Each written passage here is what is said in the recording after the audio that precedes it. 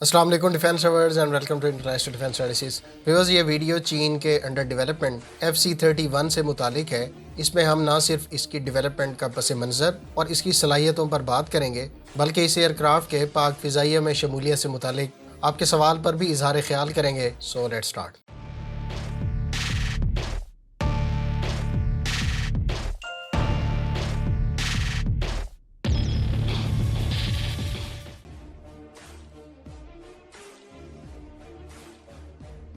Viewers FC-31 جس کو J-31 کے نام سے متعارف کروایا گیا تھا، تاہم اس میں تبدیلیوں کے بعد اب اس کو نیا نام یعنی FC-31 دیا گیا ہے. بنیادی طور پر چائنا کے J-20 اسٹیلتھ ایئر کرافٹ کے بعد یہ دوسرا 5th جنریشن ایئر کرافٹ ہے اور اس کو چین کی شن یانگ ایئر کرافٹ کارپوریشن نے ڈیزائن اور مینوفیکچر کیا ہے. یہ کمپنی دراصل ایوک یعنی ایویشن انڈسٹریز کارپوریشن چائنا کی سبسیڈری ہے، گو کہ اس کو ابھی تک چین کی اپنی ایئر فورس کی طرف سے کوئی رسپانس نہیں ملا. تاہم ایوک کے مطابق اس ایئر کرافٹ کو نہ صرف انٹرنیشنل مارکیٹ کے لیے ایک لو کاسٹ 5th جنریشن طیارے کے طور پر متعارف کروایا گیا ہے، بلکہ ایوک کا دعویٰ ہے کہ یہ تقریباً امریکی F-35 طیارے کے ہم پلہ صلاحیتیں رکھتا ہے.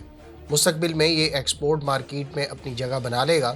دوسری طرف ایوک اس ایئر کرافٹ کو چائنیز نیوی کے لیے بھی کیریئر بورن ایئر کرافٹ کے طور پر آفر کروانے کا منصوبہ بنا رہی ہے. یاد رہے کہ چائنیز نیوی اس وقت J-15 ایئر کرافٹ کو کیریئر بورن فائٹر کے طور پر استعمال کر رہی ہے. تاہم ایوک امید رکھتی ہے کہ FC-31 چین کی نئی ایئر کرافٹ کیریئر کے لیے ایک سوٹیبل آپشن ہوگا. اس نئی ایئر کرافٹ کیریئر سے متعلق ماہرین کا خیال ہے کہ یہ کیریئر ایئر کرافٹس کو کیٹاپلٹ لانچ سسٹم کے ذریعے لانچ کرے گی. تاہم پہلی 2 ایئر کرافٹ کیریئرز اسکی جمپ طریقہ کار کے تحت ایئر کرافٹس کو لانچ کرتی ہیں. ایوک کا دعویٰ ہے کہ FC-31 ٹوین انجن کے ساتھ ساتھ اسٹیلتھ فیچرز کے ساتھ چائنیز نیوی کے لیے J-15 سے بہت بہتر آپشن ہے، جبکہ مصر، پاکستان اور دوسرے کئی ممالک کی ایئر فورسز کے لیے یہ ایک کم قیمت اور صلاحیتوں سے بھرپور 5th جنریشن طیارہ بن سکتا ہے.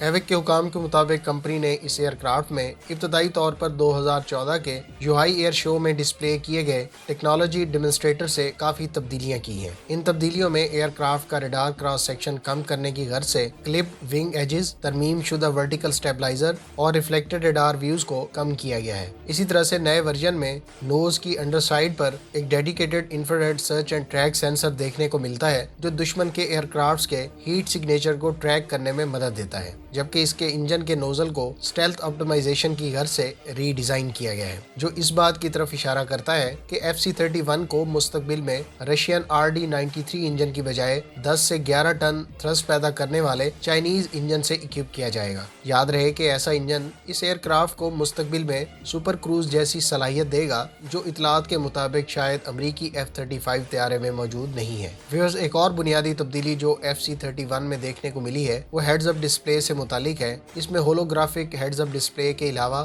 بلٹ ان ہیلمٹ ڈسپلے کی بھی اطلاعات ہے، جبکہ ملٹی فنکشنل ڈسپلے سکرینز کا اضافہ کیا گیا ہے جو فیوز سینسرز ڈیٹا کمیونیکیشن کو مینیج کرنے کے ساتھ ساتھ ویپنز کی فائرنگ اور کنٹرولنگ کو دکھائے گی. تاہم ایوک کو اس ایئر کرافٹ کو ایک ملٹی رول 5th جنریشن طیارہ بنانے اور نئے انجن کے ساتھ 2022 میں سروس میں شامل کرنے کے لیے اس پر بہت زیادہ اور جلد توجہ مرکوز کرنے کی ضرورت ہے.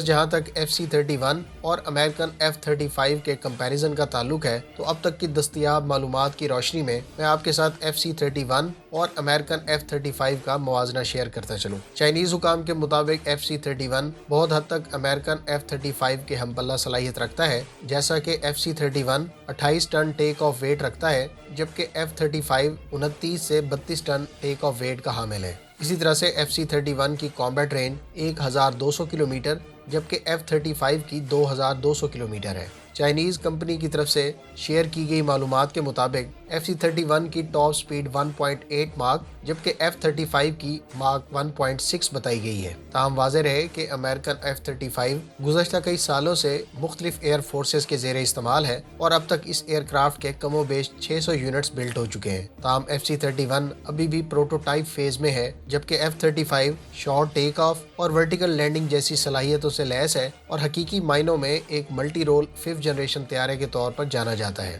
گو کہ چائنیز کمپنی FC-31 کا شارٹ ٹیک آف اور ورٹیکل لینڈنگ ورژن متعارف کروانے کی خواہش رکھتی ہے، تاہم آزاد ذرائع کے مطابق اس طیارے کے STOVL ورژن کے امکانات بہت کم ہیں۔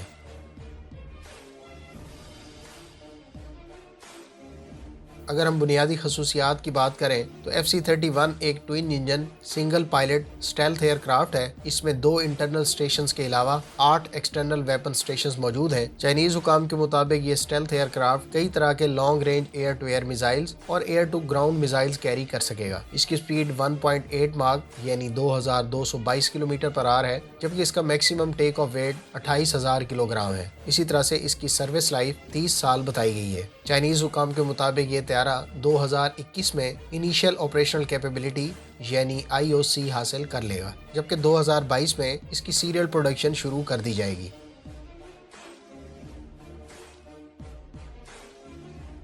ویورز گو کے پاک فضائیہ کی جانب سے FC-31 کو خریدنے کی خبریں 2015 سے چل رہی ہیں، تاہم اس حوالے سے کوئی کنکریٹ بات ابھی تک سننے کو نہیں ملی۔ اب چونکہ 2022 سے اس ایئر کرافٹ کی سیریل پروڈکشن شروع کیے جانے کے قوی امکانات ہیں، لہٰذا ایک مرتبہ پھر اس ایئر کرافٹ کو لے کر ہمارے ویورز تجسس کا شکار ہیں۔ اس سے متعلق ہم ماضی میں بھی آپ کے سوالات سن چکے ہیں اور اپنا تجزیہ بھی پیش کر چکے ہیں، تاہم انڈیا کی طرف سے رفال طیارے کی خریداری اور پاک فضائیہ کی طرف سے J-10C خریدنے سے متعلق چہ مگوئیاں ایک مرتبہ پھر اس ایئر کرافٹ کو ڈیبیٹ میں شامل کر رہی ہیں۔ ویورز ہمارے مطابق پاک فضائیہ کو سٹاپ گیپ کے طور پر J-10C خریدنے کی بجائے JF-17 بلاک 3 کو جلد از جلد اپنے فلیٹ میں انڈکٹ کرنا چاہیے، جبکہ دوسری طرف اگر J-10C کی ضرورت پھر بھی پیش آتی ہے تو پاکستان ان ایئر کرافٹس کو چائنا سے لیز پر بھی لے سکتا ہے۔ اس طرح سے اس خطیر رقم کو بچاتے ہوئے پروجیکٹ عزم پر خرچ کرنا چاہیے۔ تاہم یہ واضح کر دوں کہ پروجیکٹ عزم کے تحت ایک 5th جنریشن طیارہ بننے اور سروس میں شامل ہونے میں ابھی 10 سال لگیں گے، لہٰذا مخالف ایئر فورس پر ٹیکنالوجیکل برتری حاصل کرنے کے لیے FC-31 کو میرے مطابق کنسیڈر کرنا چاہیے، اور اگر پاکستان 2023 میں اس ایئر کرافٹ کے 1 سے 2 اسکواڈرن لے لیتا ہے تو نہ صرف اس کی فضائیہ کو ایک 5th جنریشن طیارے سے پروجیکٹ عزم کے تحت بننے والے طیارے پر 2030 کے بعد شفٹ ہونے کے تناظر میں فائدہ ہوگا، بلکہ دوسری طرف مخالف ایئر فورس سے بھی ایک قدم آگے کی صلاحیت حاصل ہوگی۔ اسی طرح سے ہم ماضی قریب میں PSE کامرا کے انجینئرز کی چین کے FC-31 پروجیکٹ میں شمولیت کی خبریں بھی سن چکے ہیں۔ اگر یہ خبریں درست ہیں تو یہ اس جانب اشارہ کرتی ہیں کہ یا تو پاکستان اس ایئر کرافٹ میں انٹرسٹڈ ہے یا پھر اپنے انجینئرز کو اس آن گوئنگ پروجیکٹ سے گو تھرو کروانا چاہتا ہے۔ آپ کے اس تمام تر تجزیے کے بارے میں کیا تاثرات ہیں، کمنٹ باکس میں اس کا اظہار ضرور کریں۔ ملتے ہیں نیکسٹ ویڈیو کے ساتھ، اپنی دعاؤں میں یاد رکھیے گا۔ اللہ حافظ۔ پاکستان زندہ باد۔